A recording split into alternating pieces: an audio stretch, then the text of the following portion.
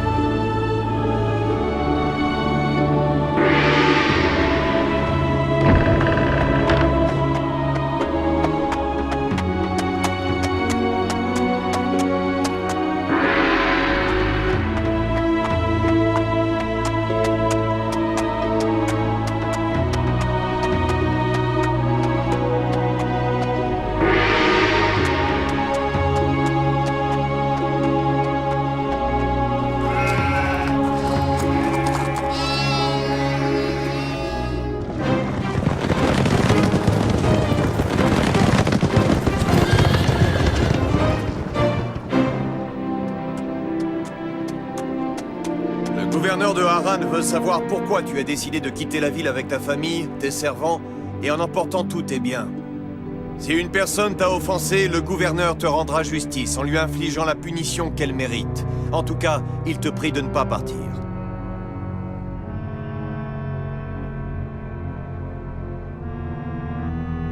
Pourquoi es-tu revenu? Notre Dieu a déjà entendu ta requête.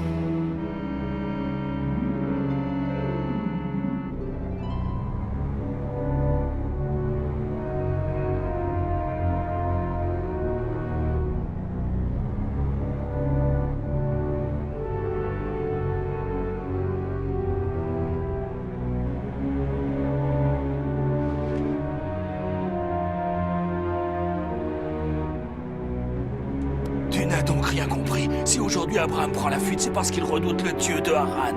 Il n'y a pas si longtemps, il amenait au temple de riches offrandes et réclamait sa bénédiction en versant des larmes. Et le voilà qu'il abandonnait l'offense, lui et toute la ville. Fais demi-tour, Abraham. C'est le dieu de Haran qui te l'ordonne. Sa colère sera terrible si tu oses lui désobéir. Le dieu de Haran n'a jamais fait peur à personne. C'est une simple statue de pierre. Tout le monde sait ça. Tu as entendu comme moi, il blasphème. Lieutenant, veux-tu, je te prie, transmettre ce message au gouverneur? Je me rends dans le pays de Canaan pour faire du commerce. Je n'ai rien contre lui ni contre sa ville. Et peut-être un jour, je reviendrai. Merci de remettre ce présent à l'honorable gouverneur de la part de ma famille et de moi-même. Je suis sûr qu'il appréciera. Oui, je pense qu'il appréciera ton geste. Tu peux partir maintenant, Abraham. Et si un jour tu souhaites revenir dans la ville de Haran, sache que tu seras le bienvenu. Honte à toi, le dieu de Haran te punira.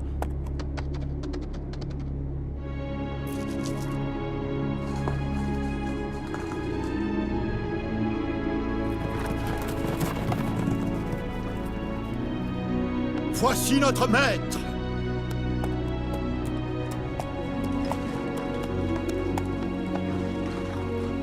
Le voyage va être très long. J'espère que tout se passera bien. Ne crains-tu pas que la colère du dieu de Haran s'abatte sur toi? Il s'agit d'un dieu en pierre. Tu entends en pierre. Tu peux me dire pourquoi je devrais en avoir peur, Sarai?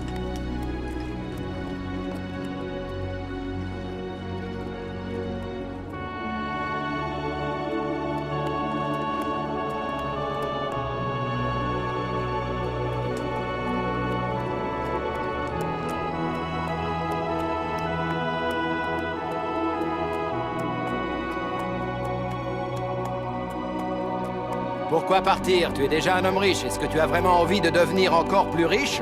Je cherche une richesse très particulière, Lot. Quand tu l'auras trouvée, tu voudras bien que je m'associe avec toi? Oui, si tu le veux, tu pourras bénéficier de cette immense richesse. J'aimerais que tu m'en dises un peu plus sur ce dieu avec lequel tu parles la nuit. Qu'est-ce que tu veux savoir exactement? Eh bien, crois-tu qu'il tiendra sa promesse et qu'il me donnera un enfant?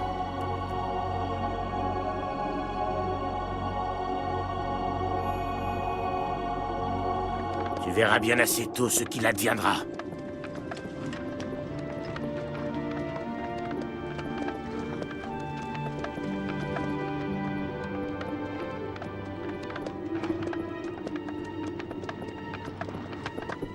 Tu as vu les nuages noirs qui se forment là-bas? Bien sûr que je les ai vus. C'est une tempête de sable qui est en train de se former. Oui, et on va être pris dedans. J'ai très peur, Abraham.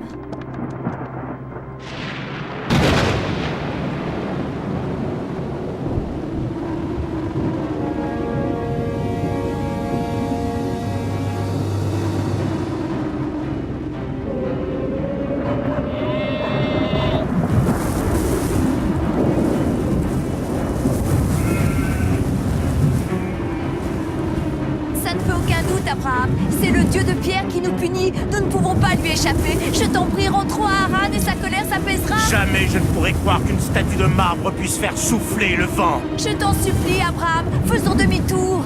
Aie confiance, Sarai, car celui qui nous protège est un dieu immense et invisible, un dieu tout-puissant. Je t'en conjure, invoque-le et dis-lui de nous aider, il doit nous sauver la vie.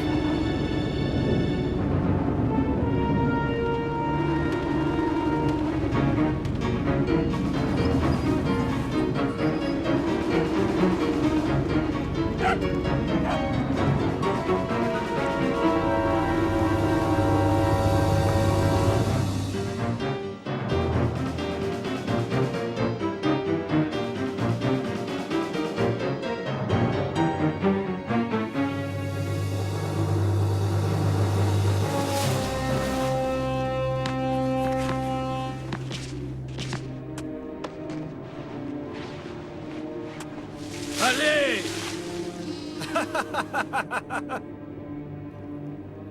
Ton Dieu nous a sauvés.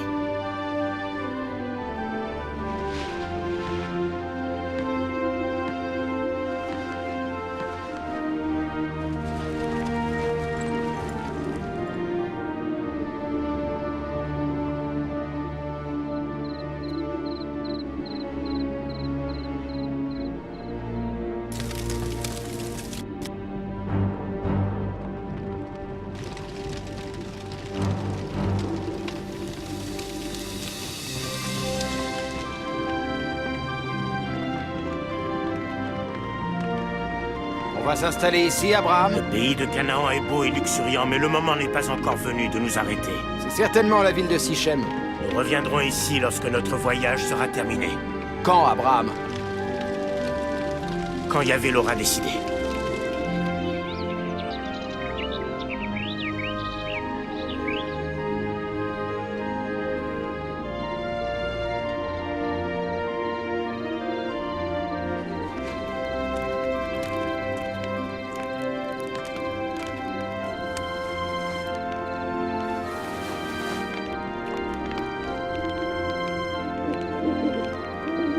Où êtes-vous, Seigneur?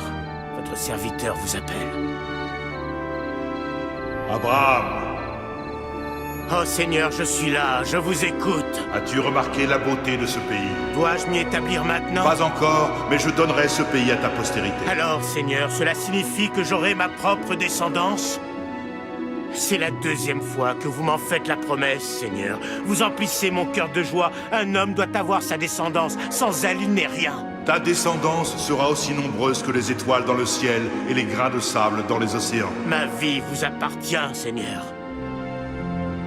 Je dresserai en ce lieu un autel à votre gloire, et je ferai des sacrifices pour bénir votre nom.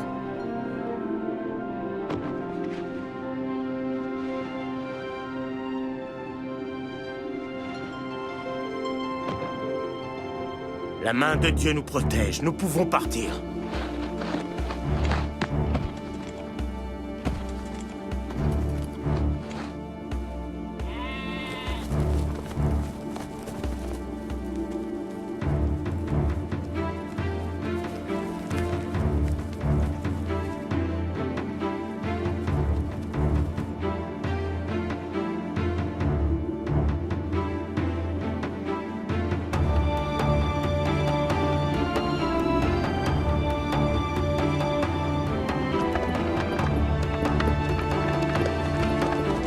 Ici non plus, il n'y a pas d'eau, Abraham.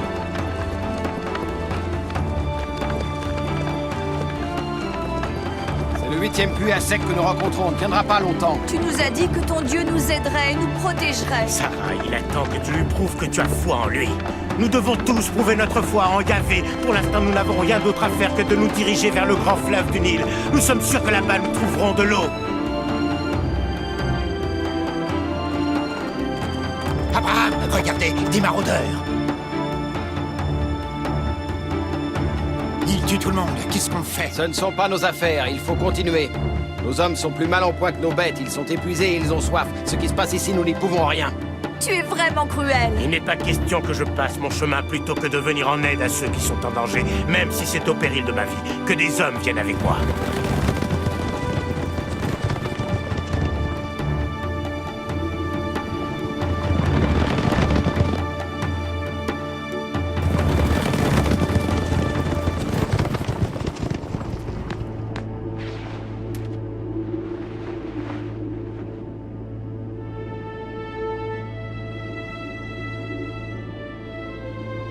Seigneur, la vie est un cadeau que les hommes reçoivent de vous. Qui a le droit de la prendre? Il y a une fille là-bas. Ce n'est qu'une enfant. C'est une servante égyptienne. Comment vais-je l'appeler? Appelle-la Agar. À partir de maintenant, tu t'appelles Agar. Viens.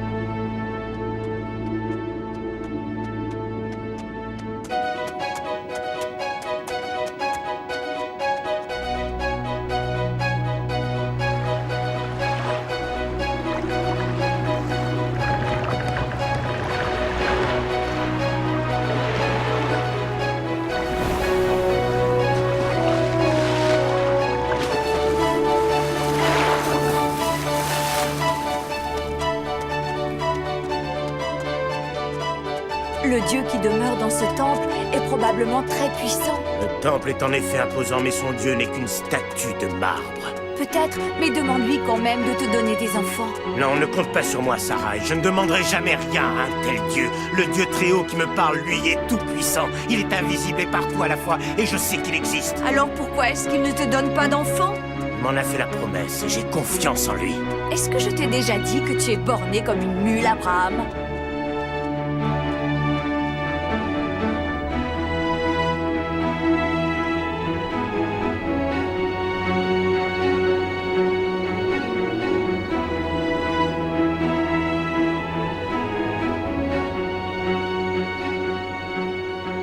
À l'autre extrémité de la ville, il y a un grand marché. Nous vendrons les marchandises, les tapis et les vivres.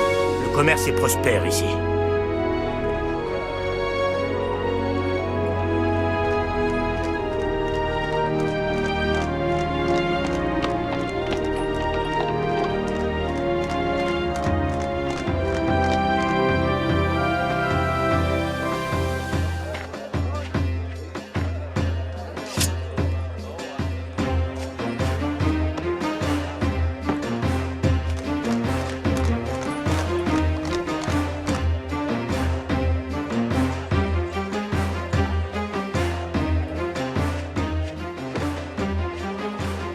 Tu ne pourras jamais vendre ton tapis ici, il ne peut aller que dans un palais. Mais justement, Pharaon, je l'ai apporté spécialement pour vous, pour votre somptueux palais.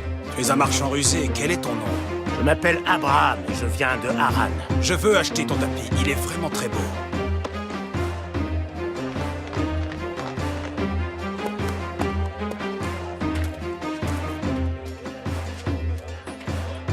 Sarai, vous êtes là?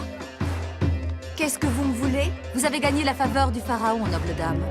Comment est-ce possible? Il m'a à peine regardé. Ne soyez pas surprise. Notre vénéré pharaon voit tout. Et qu'est-ce que vous attendez de moi? Quand le pharaon est rentré au palais, il m'a fait demander et m'a dit « Va au marché et reviens avec Sarai, la sœur du marchand. » Et il a ajouté « Je n'ai jamais vu une femme avec un tel sourire, je l'avoue. » Et si je refuse de vous suivre? Si vous ne venez pas avec moi, je devrais vous tuer. Ah non!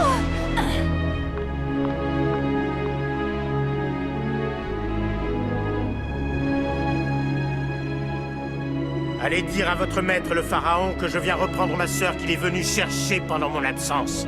Ne vous inquiétez pas, il vous fera porter de nombreux cadeaux. Je ne veux pas de ces cadeaux. Dites-lui qu'elle ne peut pas rester avec lui, je tiens trop à elle. Vous serez payé généreusement en retour. Le pharaon sait faire preuve de reconnaissance. Je vous l'ai dit, je ne veux pas être payé. Vous recevrez bientôt votre dû.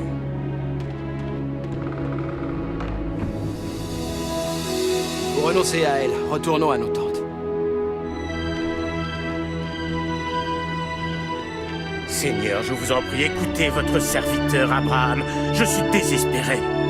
Oui, Abraham, dis-moi ce que tu as sur le cœur.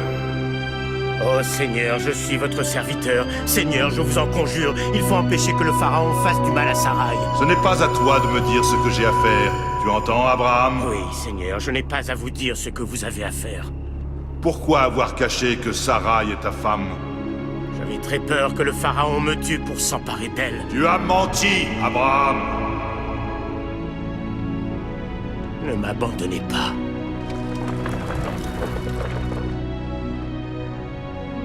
Sachez qu'Abraham n'est pas mon frère, il est mon époux. Ce n'est pas vrai, tu mens parce que tu te refuses à moi. Non, je n'oserais jamais vous mentir, grand pharaon. J'ai beaucoup trop peur de vous pour ça. Que se passe-t-il? J'ai l'impression que la terre tremble. Grand pharaon, prenez garde de ne pas contrarier Abraham. Pourquoi ne devrais-je pas contrarier le vieil homme? Parce que la nuit, il parle avec son Dieu. Et alors? Son Dieu lui répond. Il faut vous Le temple s'écroule! Le vieil homme, faites-le venir! Le vieil homme, mais de qui parlez-vous? Abraham le marchand, qu'il vienne tout de suite!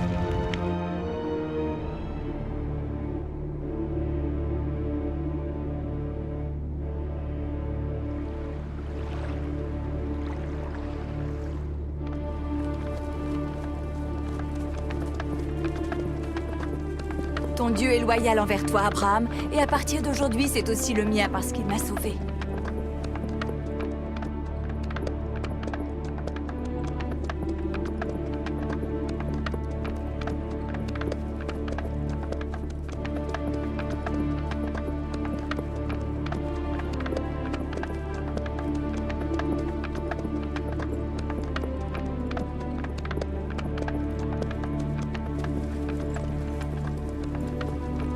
Maintenant que le pharaon nous chasse de ces terres, où allons-nous? Dans le pays de Canaan, la famine que nous avons connue sur le chemin est finie. Nous arriverons plus riches que quand nous sommes partis. Non, ce n'est pas vrai. Nous ne sommes pas vraiment plus riches qu'en partant. Sarai, qu'est-ce que tu racontes? Tu n'as qu'à compter les têtes de mon troupeau et les pièces d'or de mon coffre, et tu verras. Ce n'est pas de ça que je te parle. Ta richesse réside dans l'enfant que ton Dieu ne t'a pas encore donné.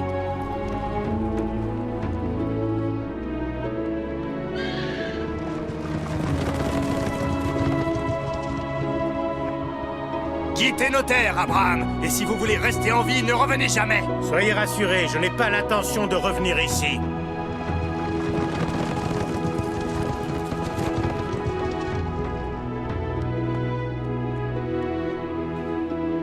Après avoir traversé le désert de Negev, Abraham retourna dans le pays de Canaan, un pays où il y avait plus de fruits et d'eau que dans n'importe quelle autre région de la terre. Mais très vite, il dut faire face à d'innombrables ennemis et défendre sa tribu et ses biens. Abraham remporta toutes les batailles grâce à l'aide de son Dieu tout-puissant qui lui fut loyal.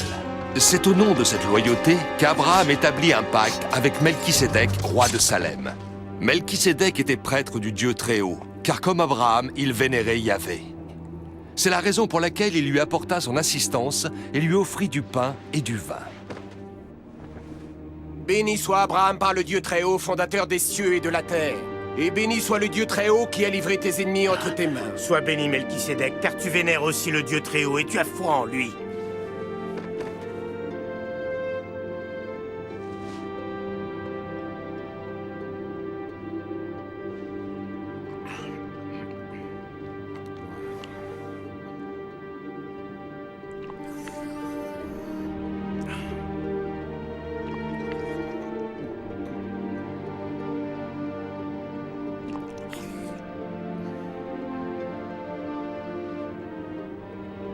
Les années passèrent et le Dieu Très-Haut continua à protéger son fidèle et dévoué serviteur Abraham. Quel âge a ta servante? Elle a 15 ans, Abraham. Elle est très belle, tu ne trouves pas? Je ne serais pas fâchée si tu usais de ton droit sur elle. Oui, je pourrais l'envisager, mais... Tu es un homme bon, Abraham. Nous avons quitté Haran il y a de nombreuses années. Oui, nous avons obéi à la volonté de Dieu. Ça fait si longtemps que nous espérons avoir un enfant. Si Dieu ne me permet pas d'enfanter, c'est peut-être un signe. Je te le redis, Abraham. Rejoins ma servante et elle te donnera peut-être un fils. Et Abraham obéit à la voix de Sarai. Sarai prit sa servante Agar, qui était égyptienne, et la donna pour femme à son mari 10 ans après qu'ils eurent commencé à demeurer au pays de Canaan. Agar donna un fils à Abraham, qu'il nomma Ismaël. Que le nom du Dieu Tout-Puissant soit béni et que sa main assiste toujours l'enfant qu'il m'a donné. Ismaël, son nom est Ismaël.